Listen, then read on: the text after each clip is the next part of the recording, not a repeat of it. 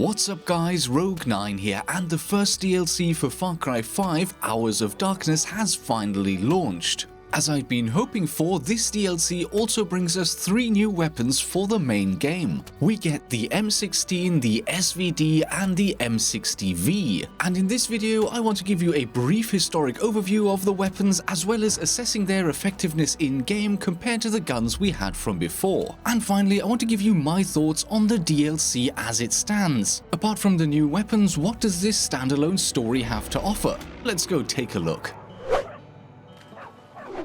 Let's start out with the M60 V Machine Gun, and I guess the V here stands for Vietnam, even though obviously the M60 at that time was simply called the M60, and the M60 that is already in the game is in fact the M60 E4.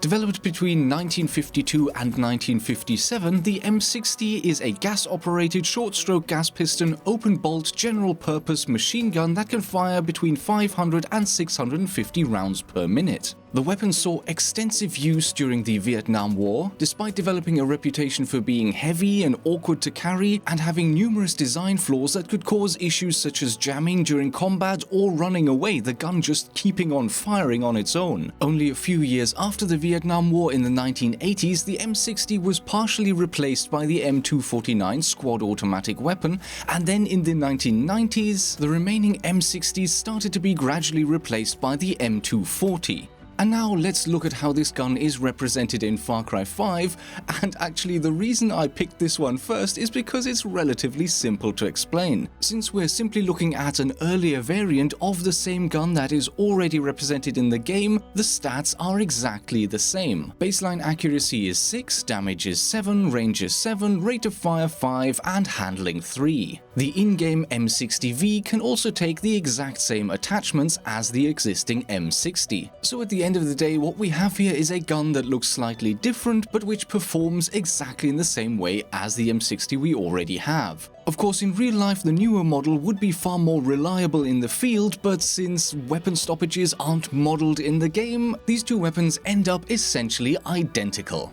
And with that, let's move over to the Dragunov SVD 63 sniper rifle, simply referred to as SVD in Far Cry 5.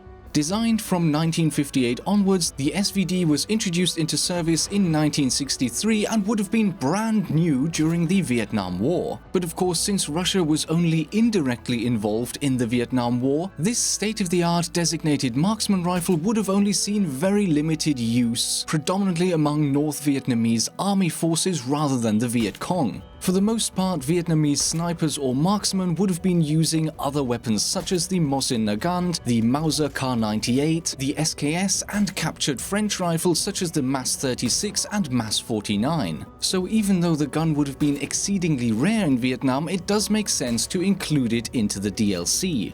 One issue I have with the gun though, as it is represented in Far Cry 5, is that it is entirely mirrored. It's like it's set up for left-hand use. As you can see here, the charging handle and safety lever are represented on the left-hand side of the gun, while the scope mount is attached on the right, and this is the exact opposite as it would have been in real life. Of course, nowadays we do see plenty of weapons that are either ambidextrous or can be switched for left or right-hand use, but in the 1960s that wasn't really a thing, especially among Russian weapons imported into Vietnam. I don't know why the weapon has been modeled in this way. To me, it doesn't really make any sense, because if you look at the AK-47, which is actually an AKM, but let's gloss over that for the moment, you can see that it is set up the right way round. I guess having the weapon set up in this way does show off the mechanism a bit more and shows off the reload animation better, but then why is the AK modeled the right way? It doesn't make any sense to me. Never mind.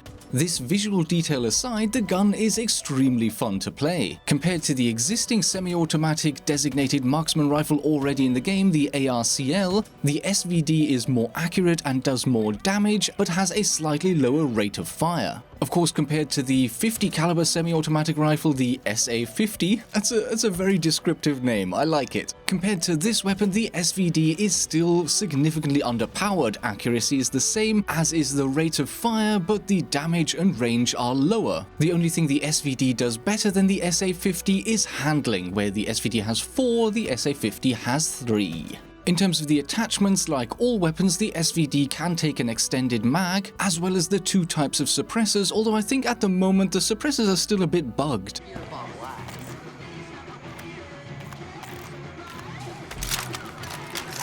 Or of course, you could regard them as super efficient. Take your pick. When playing in the base game, you can upgrade the SVD with a better scope, which will give you 2 more accuracy, 2 more range at the cost of 2 points of handling. But that's pretty much all this new scope does. It modifies the stats. And yeah, okay, it looks slightly different. Some of the black parts of the original scope turn red, but the zoom factor is exactly the same, and you don't get a variable zoom, so essentially your sight picture is going to be exactly the same. And I guess that is the one downside of the SVD, because you don't get that additional zoom. Even the ARCL, the earliest sniper rifle or designated marksman rifle that you can get in the game, has a huge variety of different scopes you can use for additional zoom. And when you're playing on hard difficulty and body shots don't really cut it, even from a hard-hitting weapon like these sniper rifles, having a powerful optic and being able to land headshots at longer distances is a real advantage. Nevertheless, I do believe that the SVD is a viable option to run in the game, and I'm really glad that it's been included. And with that, over to our final new gun, the M16, although the variant that we see in the game is in fact an M16A1. And this is in fact an important distinction. The original M16, of course, was developed by Eugene Stoner and James Sullivan from 1956 onwards and introduced into service in 1964. Since the Vietnam War was already underway at this point, the gun went into action that very same year, and in retrospect that may have been a bit of a rush decision because the early versions of the M16 had severe problems in the field. For some bizarre reason, Colt initially claimed that these rifles were self-cleaning and they were actually delivered without cleaning kit or instructions. This led to frequent failures and stoppages. In fact, one Marine Corps rifleman was quoted in a Time magazine article as saying, "We left with 72 men in our platoon and came back with 19. Believe it or not, you know what killed most of us? Our own rifle. Practically every one of our dead was found with his M16 torn down next to him where he'd been trying to fix it." That's pretty bad, so I guess it's quite lucky that by 1967 an improved version of the rifle, the M16A1, was already developed and went into service. And this is the gun we see in Far Cry 5. In terms of its stats, it is basically identical to the existing ARC. Same accuracy, damage, range, and rate of fire, with the only difference being the handling. It also has access to exactly the same attachments in terms of scopes, suppressors, and extended magazine. Like many of the other automatic rifles in the game, it comes with 3 different fire modes: fully automatic, 3-round burst, and single fire, even though this does not correspond to the actual M16A1, which would only have had fully automatic, single fire, and safe. So is this just a slightly worse version of the ARC? Well, I wouldn't quite say so. For one, the iron sights are actually quite good, whereas the ones of the ARC are very hard to use, at least I find that personally. Is the M16 an essential pick? Probably not, but I'm starting to get the feeling that the point of all of these new weapons that keep getting added to the game week after week is not to give us something better or overpowered. It just adds more variety, and for that reason alone, I'm really happy to see these 3 new weapons in the base game. In the DLC, it is also possible to find a classic-looking version of the 308 carbine, although that is not available in the base game yet, but at the same time there is a special variant of the MP5 SD available in the shops now. I don't know why, because this weapon has nothing to do with the Vietnam War, and the paint job on this SMG seems more Chinese than Vietnamese. Not that I would know, I guess, I don't know. Stats are also exactly the same, so basically you're getting a free extra MP5 SD skin. Enjoy. So those are the new or slightly different looking weapons you'll be getting, and last but not least, let me talk a little bit about the DLC itself. With this first release, essentially what you'll be getting is a separate contained region set during the Vietnam War. I would say that it has about the same size as one of the 3 main regions from the main game, but the gameplay does feel sort of slimmed down a little bit. There are no real quests you'll be taking on, there are no real missions, there's only one mission, and that is Get Out Alive. You will be able to unlock 3 new companions, which interestingly have permadeath, so if they go down, they are gone for the rest of the playthrough. playthrough, and you have to start again in order to unlock them again. Now this is a relatively harsh mechanic, and I wouldn't really mind it if a death of an NPC was really the player's fault. But now, in my playthroughs so far, I've lost friends twice, and neither of those times I would really say that I did anything wrong. I mean, once I went into a tunnel system and all of a sudden I got a message, hey, your buddy's dead. So I went back up topside and there he is lying on the floor. He didn't follow me down, I wasn't in combat, and he just somehow managed to die up there.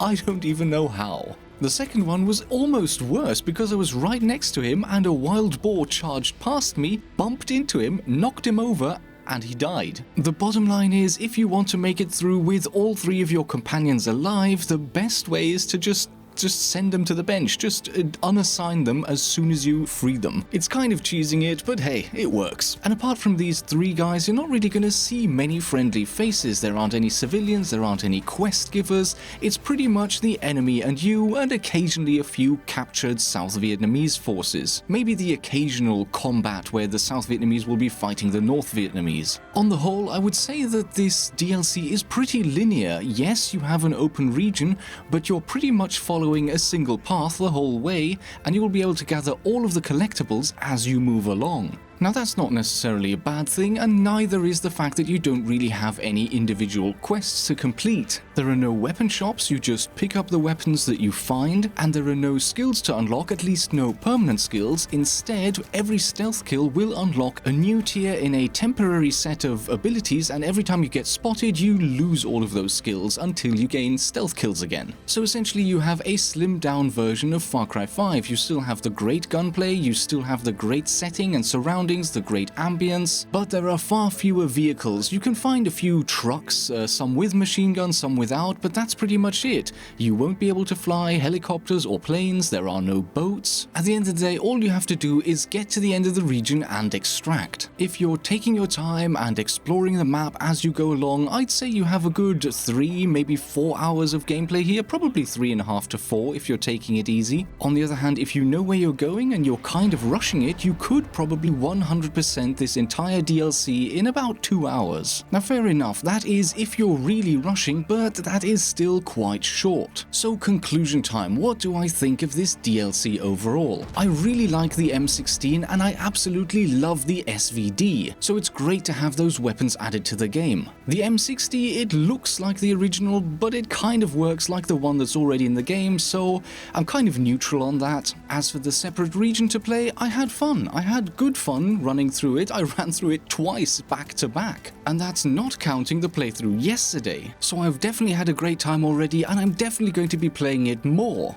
Is it worth the price? Now, even if you buy the DLC on its own as a standalone rather than as part of the season pass, it's going to cost you roughly as much as you would pay for a cinema ticket or a DVD. And if you think about it, a film will normally be about 1.5 to maybe 2.5 or 3 hours at the most, and with one playthrough, that's pretty much the time you're going to get for the same price. So I personally think the price isn't actually terrible, you're getting what you're paying for, but at the same time, if you're in no rush, it might well be worth waiting for a sale. And that is it for our little gun update with the Hours of Darkness DLC. I hope you've enjoyed this little history lesson and stat analysis. And of course, I hope that my opinion on this DLC is useful to you and you can make an informed decision as to whether or not this is for you. Which one of the 3 new guns is your favorite? Leave your comments in the comments section below. And as always, thank you so much for watching. I hope you enjoyed the video and I will see you in the next episode.